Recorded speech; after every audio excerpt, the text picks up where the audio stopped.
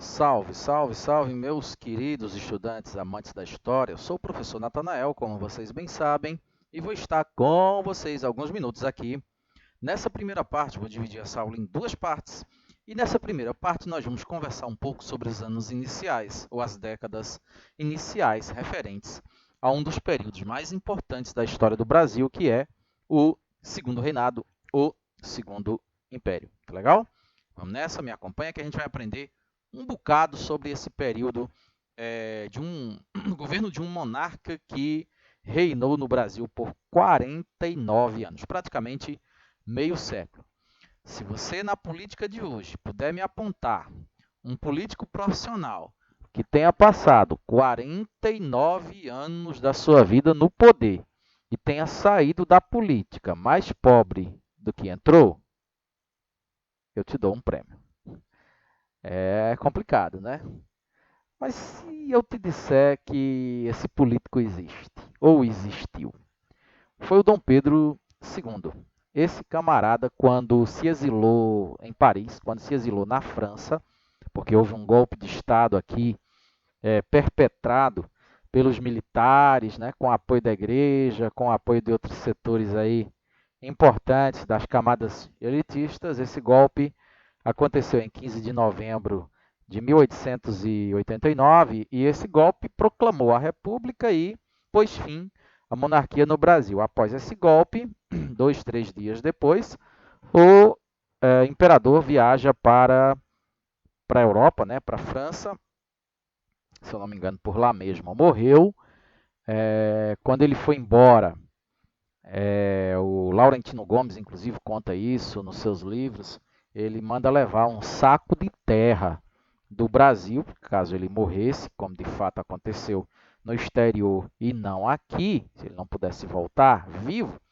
Então ele pediria, como de fato pediu, para que esse saco de terra fosse jogado nessa terra do Brasil, fosse jogado em cima do caixão. Ele queria um pedacinho do Brasil na sepultura dele, junto com ele.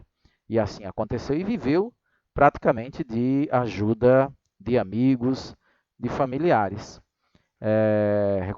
Chegou a recusar pensões do Estado, ou seja, embora fosse um homem de posses aqui, mas ao sair da política, ele praticamente viveu de forma bastante modesta.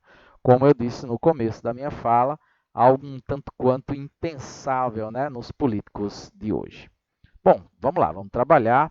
Esses 49 anos é tempo para dedéu, né? Obviamente, aconteceram muitas coisas relevantes no nosso país, quer seja no plano político, quer seja no plano econômico, quer seja no plano social. Realmente são mudanças impactantes, mudanças significativas ao longo do século XIX. Ok? Então vamos nessa, me acompanha, porque essa é a primeira parte da nossa aula. Nessa charge aqui, que é bastante conhecida para quem estuda o tema, né? Para quem se debruça sobre o assunto Brasil Segundo Reinado, vai se deparar com essa charge praticamente de forma invariável. Né? Você tem o Dom Pedro aqui no meio, como se fosse o fiel de uma balança, né? Em uma das mãos, que seria um prato dessa balança. Tem aqui uma pessoa com um cavalo, montada num cavalo, na outra mão outra pessoa, e simboliza meio que a dualidade de forças políticas que se digladiavam num certo momento do Segundo Império, os liberais e os conservadores, mas que eram basicamente farinha do mesmo saco e que depois vão se conciliar a partir da década de 50 e da década de 60 do século XIX, obviamente, né, eles vão se conciliar e formar um governo de coalizão, tanto que tinha a famosa frase que dizia nada mais liberal do que um conservador no poder, ou nada mais conservador do que um liberal no poder, mostrando exatamente que não havia diferença alguma no plano ideológico entre essas duas forças que, num certo momento, foram antagônicas, principalmente no começo do governo, na primeira década, principalmente, né, do governo do Dom Pedro. Sabemos também que o Dom Pedro assume em circunstâncias bastante dramáticas, né? Porque ele só tinha 14 anos e poucos meses, 15 anos incompletos, mas foi decretada sua maioridade, muito em função dos gigantescos movimentos de separação, os movimentos independentistas, separatistas em diferentes províncias, Rio Grande do Sul, Maranhão, teve também na Bahia, teve no estado do Grão-Pará, e entendia-se que a figura do imperador no trono poderia trazer não apenas paz, mas também unidade, não é? E impedir essa fragmentação territorial de acontecer. De certo modo, acabou, de certa forma, funcionando, né? A única dessas revoltas que perdura mais anos, após a ascensão ao trono de Dom Pedro, foi a Farroupilha, mas pouco mais de 5 anos depois, acabou.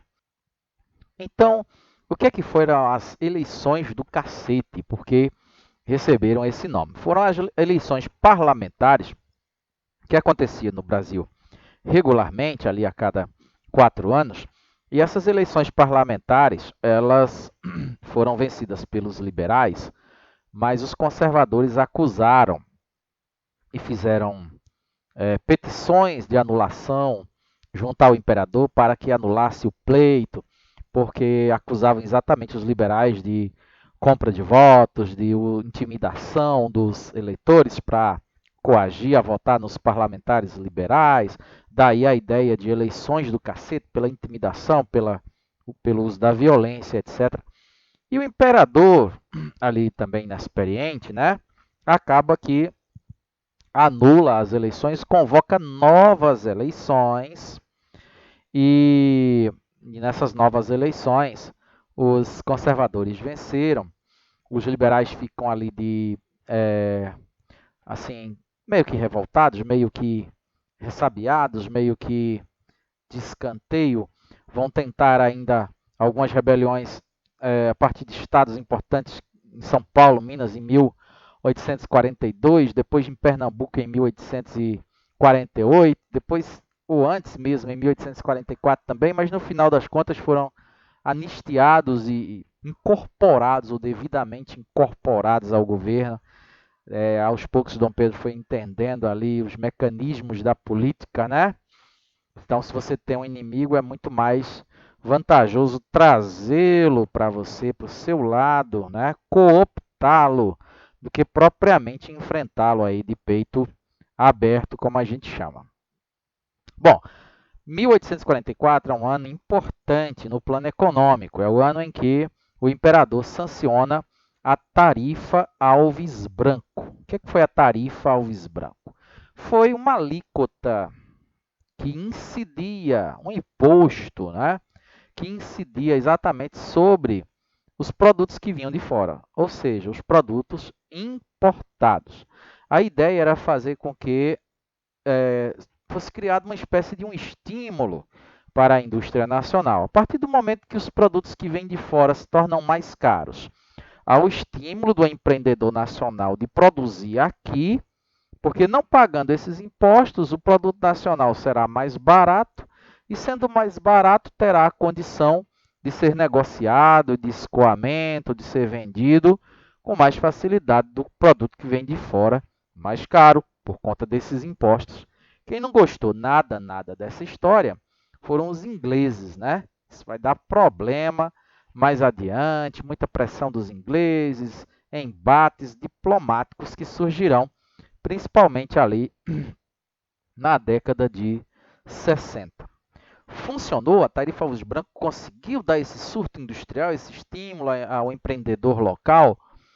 Foi pouco tempo, foram 2 décadas, em termos, pode parecer muito tempo, mas em termos históricos, 2 décadas, ou algo transformador que precisa de mudanças assim bem amplas, não é? 2 décadas muitas vezes não é um tempo suficiente. Num primeiro momento, sim, funcionou, mas se tivesse tido continuidade, mais tempo, certamente o impacto da tarifa Alves Branco para a economia brasileira teria sido maior, teria sido mais significativo. Como foi revogado 2 décadas depois, e aí eu falo em outra aula, as circunstâncias dessa revogação, o seu efeito, né, total na economia do Brasil ficou prejudicado. Que tem uma menção no final dessa lâmina sobre o fim do tráfico negreiro em 1850, com a assinatura da lei Eusébio de Queiroz. A gente tem a lei Bill Alberdin, né, imposta pelos ingleses, dizia que iria apreender qualquer navio negreiro navegando no Atlântico. Havia um interesse dos ingleses, né, de formar um mercado consumidor amplo no Brasil e em todos os lugares onde a Inglaterra, pudesse atuar comercialmente, né? A existência do comércio, da estrutura escravagista impedia, de certa forma, a criação, a formação, né, desse mercado consumidor, né, trabalhadores assalariados, né, consumidores, trabalhadores escravizados, não há o que se falar em consumo.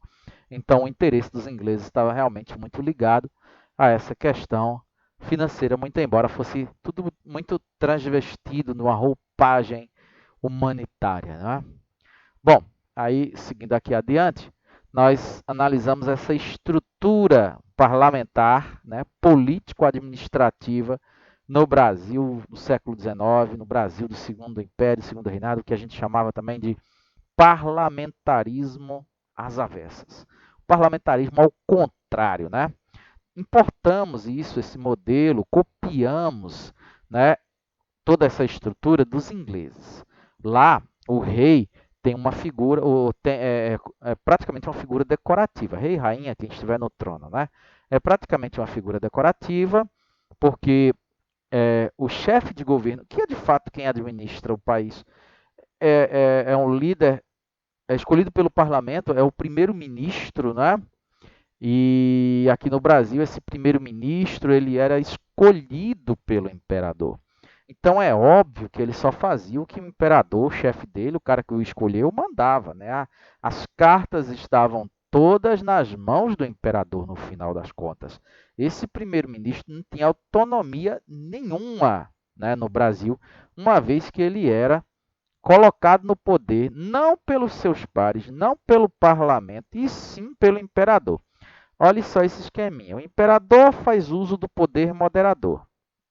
Aí tem a setinha para baixo, ó. Gabinete de ministros, que são os ministérios, né? De um lado e do outro você tem o Senado, ó, e também o Conselho de Estado. E depois você tem lá embaixo a Câmara dos Deputados. Então no Brasil funcionava esse esquema inverso, que embora copiado dos ingleses, em nada se assemelhava, porque na prática é como se fosse uma espécie de um absolutismo transvestido de parlamentarismo, mais ou menos assim. A Revolução Praieira, ela é impactante, aí eu vou terminar a aula de hoje porque nós estamos findando a primeira década do governo do Dom Pedro, que se inicia em 1840, né?